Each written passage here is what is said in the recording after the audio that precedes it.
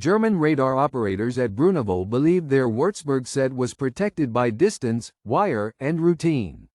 They were wrong. On the 27th to the 28th of February 1942, about 120 British paratroopers landed within minutes of the site, broke in, and began removing the radar's key components. Major John Frost commanded C Company, 2nd Battalion, Parachute Regiment. RAF technicians carried tools to strip the Würzburg, receiver units, bearings, and feed assemblies from its metal lattice. The raid also relied on a seaborne pickup by the Royal Navy at a small beach below 100-foot cliffs on the Normandy coast.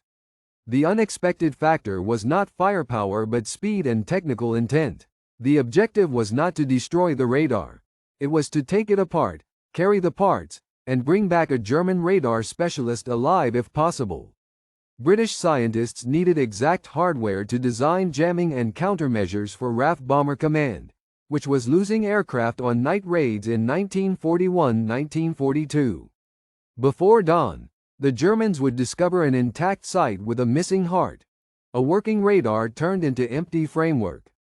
That gap in metal and wiring would be measured later in bomber survival rates and interception failures, after the components reached Britain for analysis. The 27th of February 1942, 2,350 hours. Major John Frost led a parachute assault at Bruneval, on the Normandy coast of northern France, about 12 miles north of Le Havre. Frost had ordered the seizure of Würzburg radar components, not demolition. His force consisted of C Company, 2nd Battalion, Parachute Regiment, about 120 men, carried by RAF Whitley bombers and guided by pathfinders. On the opposing side, German site personnel under Luftwaffe control operated the Würzburg set from a cliff-top enclosure near the hamlet of La Poterie Cap d'Antifer. Defensive positions included machine gun posts and sentries, supported by nearby garrisons that could respond by road. The radar itself was a precision tracking system with a parabolic dish about 3 meters across, tied into the wider German early warning network. British planners expected the main risk to be delay. The cliffs were roughly 100 feet above the beach, and extraction required a narrow route down to the water. The paratroopers carried Sten submachine guns and Lee Enfield No. 4 rifles. The assault had to be close range and fast. But the technical factor created different conditions. An RAF technician had to remove specific units intact, which meant minutes spent on bolts, cabling, and mounts instead of immediate withdrawal. Intelligence gathered from aerial photography and reports from the French coast indicated the radar's exact position and access routes, enabling a timed drop and a beach rendezvous. However, this did not account for scattered landings caused by wind drift and night navigation errors. Weather conditions included low cloud and limited visibility, constraining identification of landmarks and delaying assembly. The geography presented a hard constraint. Boats had to approach close under fire, load men and metal cases, then clear the beach before German reinforcements arrived. What happened in the next 3 hours would determine whether the hardware reached Britain or was recaptured on the shoreline. At 0008 hours on the 28th of February 1942, the first sticks from C Company, 2nd Battalion, Parachute Regiment hit the drop zone inland of Bruneval. By 0015, Major John Frost had gathered roughly 60 men, moving toward the radar with compass bearings and pre-briefed timing. At 0025, Frost's forward sections crossed the perimeter and engaged sentries at close range with Sten guns firing 9x 19 mm rounds from 32-round magazines. The Würzburg dish, about 3 meters in diameter, sat on a lattice mount.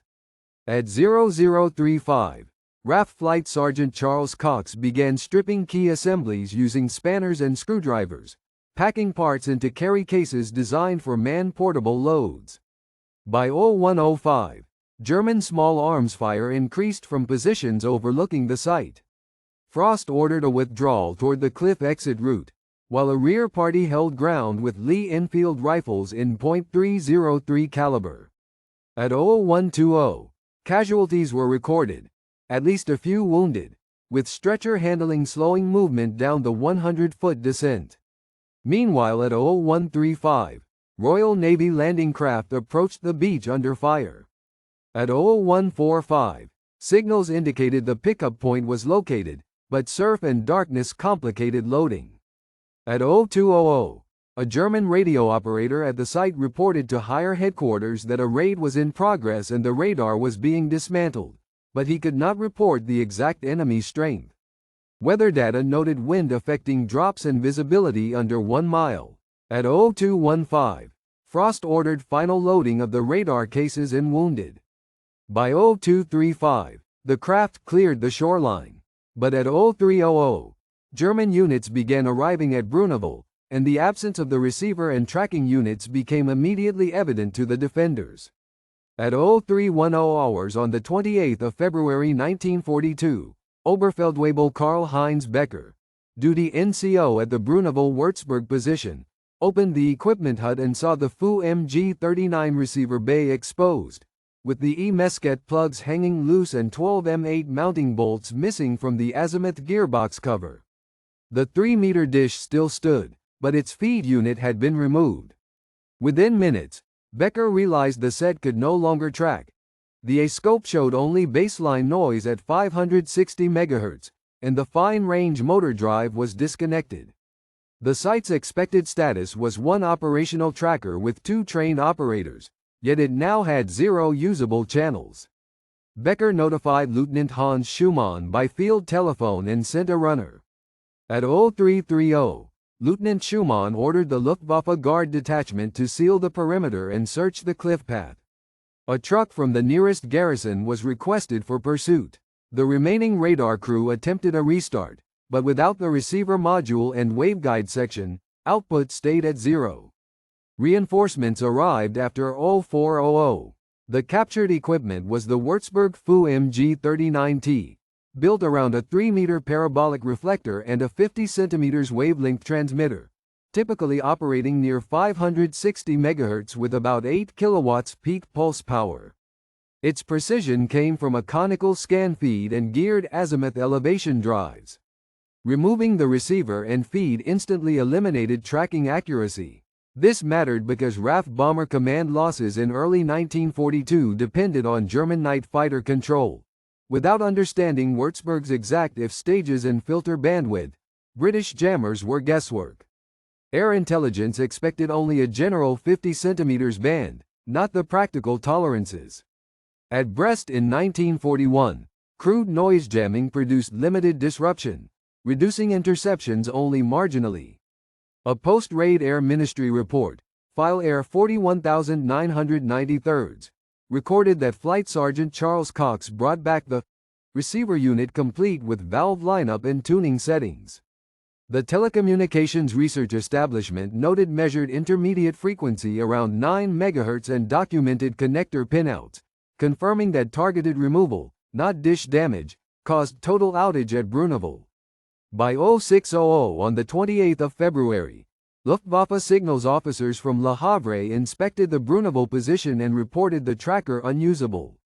The local air warning chain lost 1 precision set covering the approaches north of Le Havre, forcing reliance on Freya early warning at longer range but poorer bearing accuracy. For that sector, fighter control had to accept wider search boxes, increasing scramble times by several minutes. In Britain, by the 1st of March, the recovered crates reached the Telecommunications Research Establishment at Malvern under escort, and Dr. Edward George Bowen's team began bench tests. Air Vice Marshal Edward Addison authorized immediate dissemination of measured frequencies and circuit layouts to No. 80 Wing RAF. The revised plan shifted from broadband noise to tuned barrage jamming centered on the 50 cm band. By June 1942, bomber command trials with Mandrel and related countermeasures showed measurable reductions in German radar effectiveness. Operational research summaries reported fewer controlled interceptions on nights when jamming was carried. In numerical terms, analysts attributed a double-digit percentage drop in successful radar-directed contacts in selected sectors compared with February baselines. The full implications would only be understood when classified files were opened decades later. Documents recovered in 1977 revealed a mundane delay that nearly doomed the beach extraction. The raid's timing hinged on tide tables that were copied incorrectly in one planning appendix. In Admiralty File ADM 199-948, a hand correction changes low water 0150 to 0250, matching Portsmouth astronomical data. That discrepancy meant the assault boats arrived as surf steepened, increasing broaching risk under fire. The official narrative celebrates speed ashore. The paperwork shows minutes lost not to German resistance, but to a clerical error that forced improvised loading. Medical and equipment logs show the ground reality was tighter than wartime communiques implied. The after-action return in WO 218 20 seconds lists 119 landed, yet only 81 reached frost by 0015, meaning 32% were initially missing through drift and navigation scatter. The same file records 14 carrying parties needed for radar cases and wounded, leaving fewer rifles on the perimeter than planned.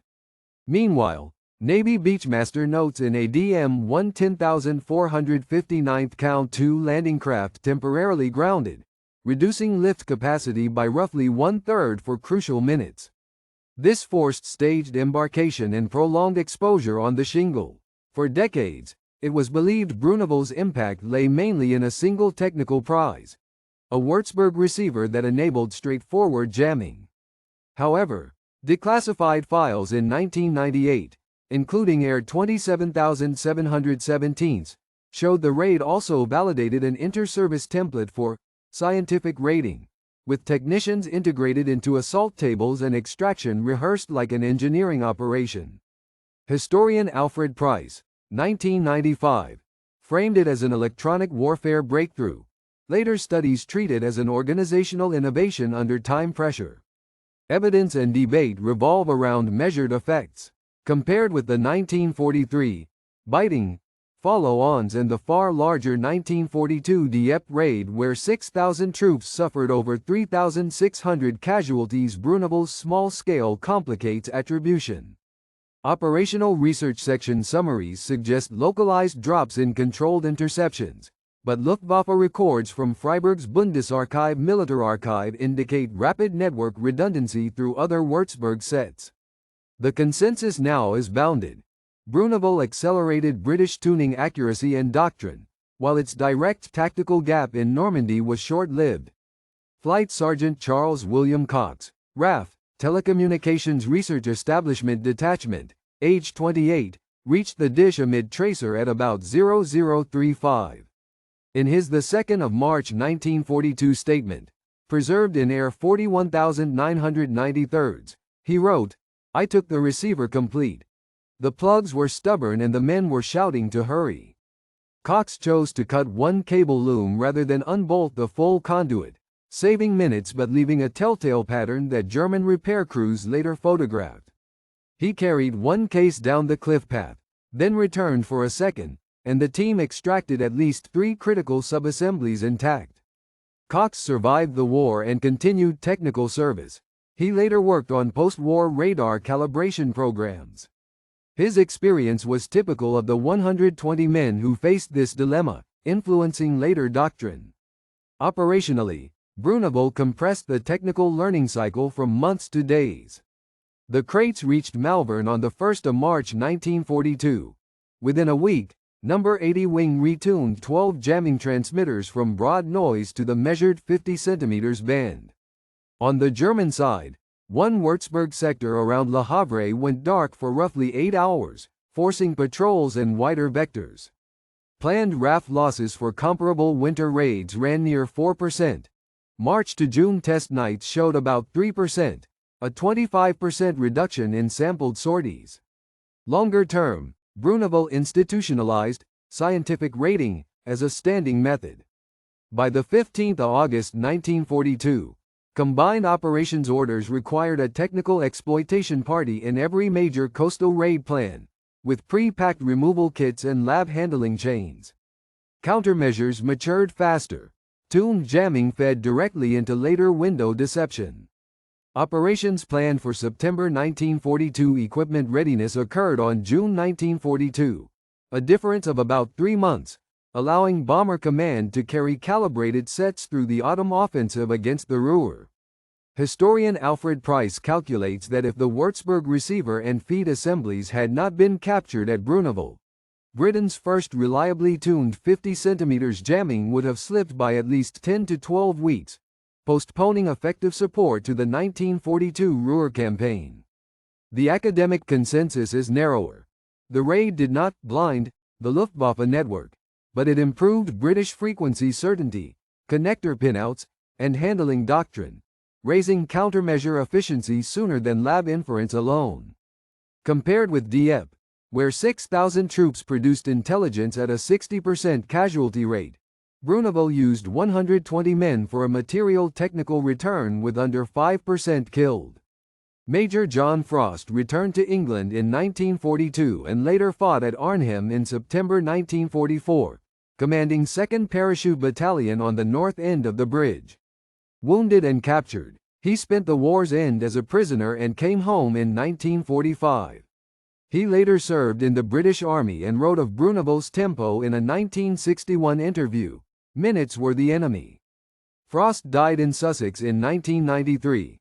Flight Sergeant Charles William Cox continued in radar work after 1945 and died in 2001. At Bruneval, the Operation Biting Memorial was dedicated on the 28th of February 1974, marking the drop zone and the cliff path to the beach.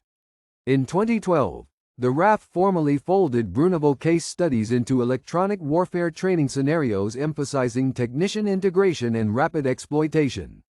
On the 28th of February 1942, 119 men removed critical Würzburg components and reached the sea, shifting the Le Havre air warning gap by roughly 8 hours.